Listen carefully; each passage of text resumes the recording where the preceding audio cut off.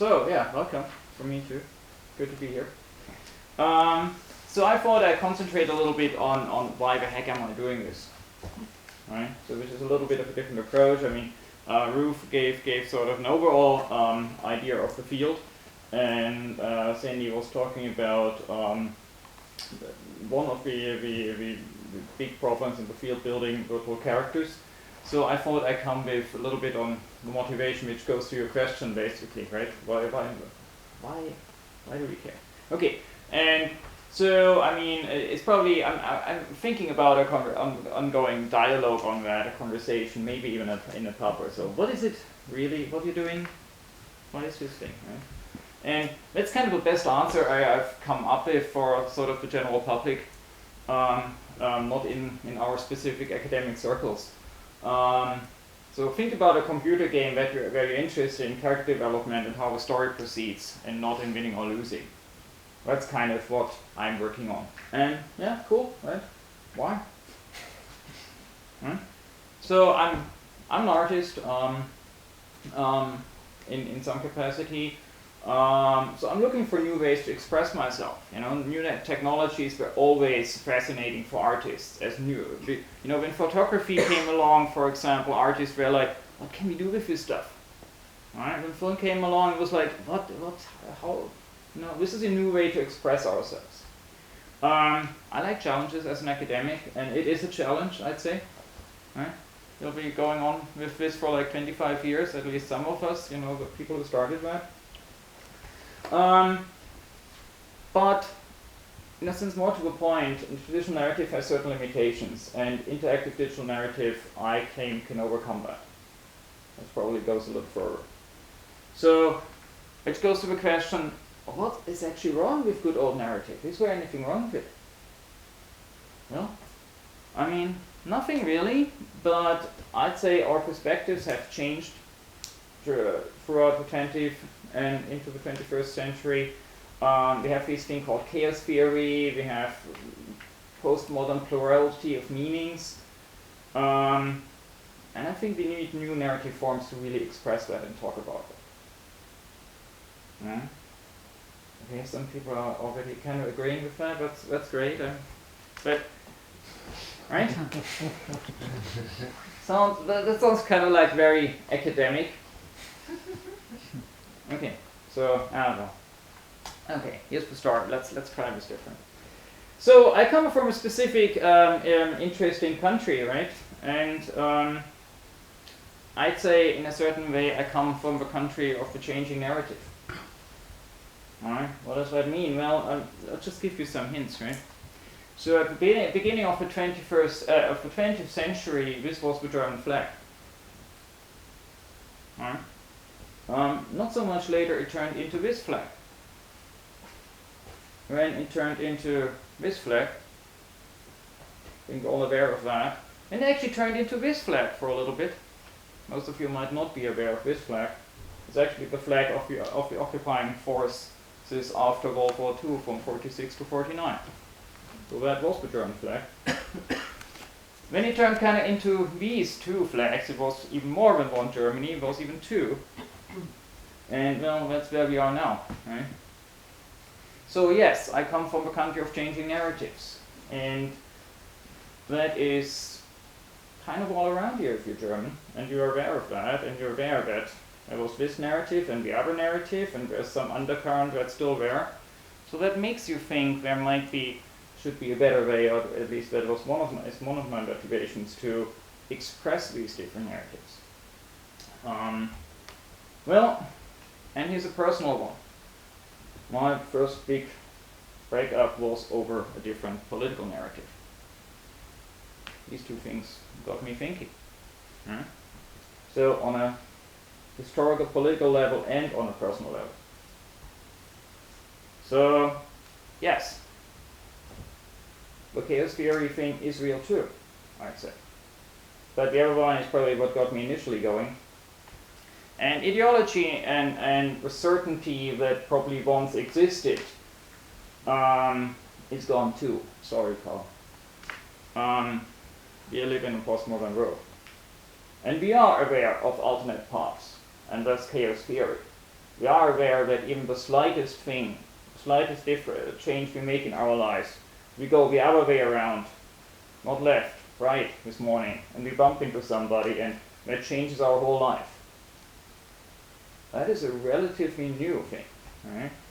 So our focus has changed a little bit from just thinking about the big decisions in life, and prior generations have been aware of that. Right? What profession do we take? Who do we marry? Where do we go on in life? That was there, but now we have more thinking of like this. There's always little alternative paths. Oh, I could have done this, and and if I would have met her, and then, now I might be living in New York. And even sort of mainstream media, in a sense, has started to catch on to that. Probably some of you have seen the movie Sliding Doors. Not a very good movie, and it has basically one branching point. Right? Does she make it into the tube or not? Well, we are aware of not only one branching point. We are aware of myriads of branching points. And to go on with that, I'd say to a certain way, to take that on a different level in terms of, let's say, information, how we have that. The past was probably, in a sense, something like that, right? Do I read the Times or the Guardian or something? Or the Daily Mail or the Independent or whatever it was. So what's the present? If you think of how do we get our story, our narrative of what is going on with the world, it's probably more like this. Right? I call this, I think this is a cultural phenomenon which I would like to call routine extrapolation. We're all becoming adept at that, essentially. Right? We read something, when we see it maybe on the BBC here, and then we might look on Twitter, we might look on Facebook, or we might actually hear it first on Facebook from some friends, and then we start branching out, and we're looking at all of this stuff. So these are not fixed narratives anymore. So we are a lot more aware of different perspectives on competing narratives than we have been in the past. And this works on both the society level, history, politics, and in personal matters. We are aware that if our friend tells us how bad his relationship is, we're probably like, yeah, but maybe she has a very different story about that. There is a competing narrative going on, right? And is it really, is the child right? Is our parents right? I mean, there's competing narratives on personal levels all the time too. So, to bring that into a recent thing that happened, I mean, you'll probably be aware of what happened in Lampedusa, where hundreds of refugees died trying to go into Europe, right? I don't think we can tell that very well, this narrative, if we really want to understand that, just with pictures or just in one linear way. I think to understand something like that, we need many multiple storylines. We need to have an understanding from a refugee's perspective. We need to have an understanding from an EU administrator perspective. We need to have several national perspectives here. We need to have a perspective from an NGO.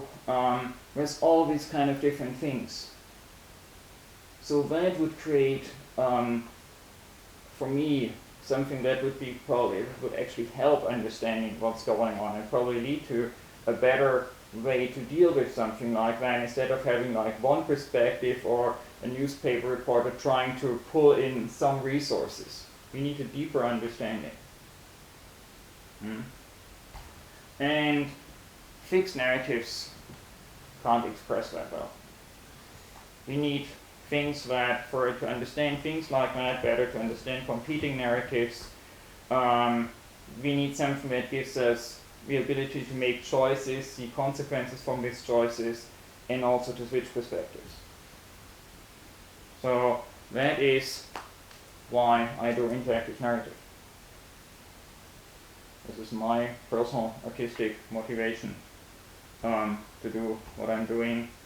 And So it's really, to sum it up, explore decisions and consequences in a multifaceted world, learn about different perspectives, and to find maybe some sense in our postmodern reality.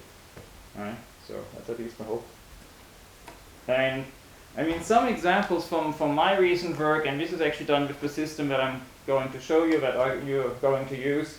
Right now I'm working on something that has a working title of Occupy Gezi, which will put you in the position of a protester in the Gezi Park riots in Istanbul last summer. So this is a scene from that. This is something done by one of my students, and she's trying to deal with she's working on some childhood or some child's memory of her parents constantly fighting, and how a child can deal with that. And well, this is a story where you're trying to, it's called The Ship, where you're trying to find out what kind of ship that is and there's any way to escape, and then you learn that all of a sudden you're kind of in a Greek drama with a lot of different outcomes. So just some examples. All right, thank you.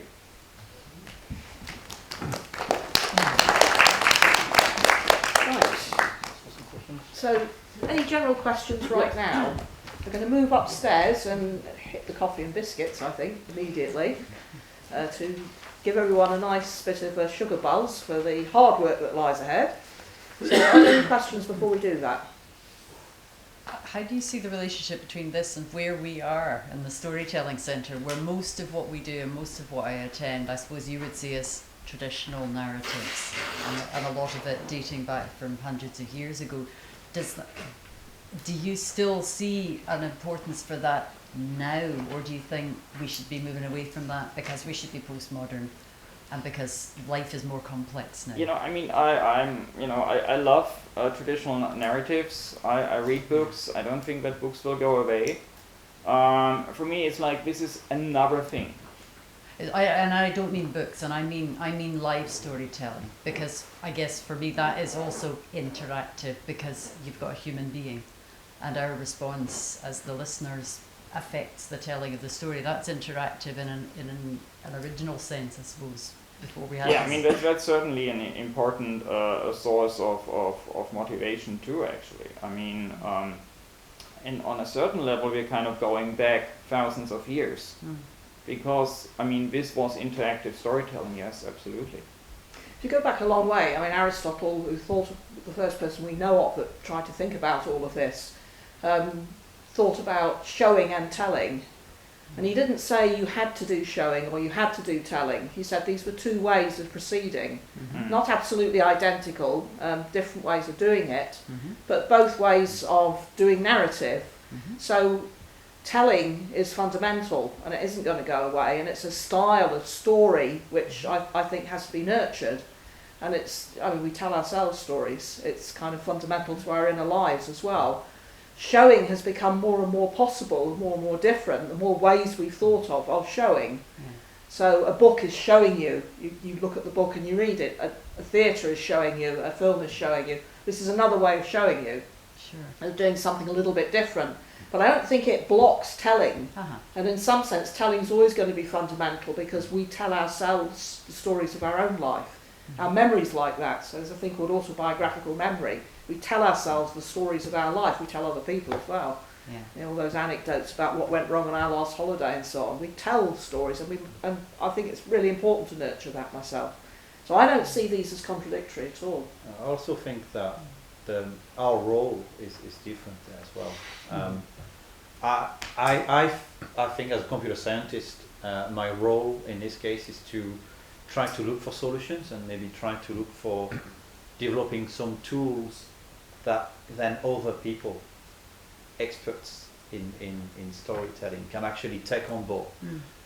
Take the tool, change the tool, do whatever they need to do with that tool in order to try to maybe augment their ability to tell stories or what they can offer to people. So I think that we are still at a stage where, okay, for the last 20 years, artificial intelligence has been a bit of a playfield, storytelling for researchers in artificial intelligence. But we're getting to a point where more and more tools are getting available, and really, I think that's where we're going to have to stop as computer scientists. As we're doing it, we pass it on to storytellers. Storytellers play with those things. They use it in different ways that we can't imagine because we're not storytellers. We listen, we take it back, we modify, and then we get a good relationship that we can use to try to push forward interactive storytelling. But we haven't got the skills to actually foresee what's going to happen because we are not the right people for this. I mean, another way would be, for example, I invoked the Lampedusa tragedy, right? So, having, let's say, an African refugee here telling his story, how he came, how he crossed, the Mediterranean, and what motivates him, would be, of course, extremely powerful. So, and would be fascinating to listen to. And if that's what you're initially interested in, that is perfect as it is. So it's a little bit of a focus question, right? But if your focus is on saying, hey, I want to understand the whole meta thing, right? Then this single account, this single story, doesn't give you really that. So that's kind of where I start. Of course, I love all these single stories. Right? But sometimes I want to focus on a different kind of plane. And if I want to look at this different plane, well, then where this gets interesting. Thank you.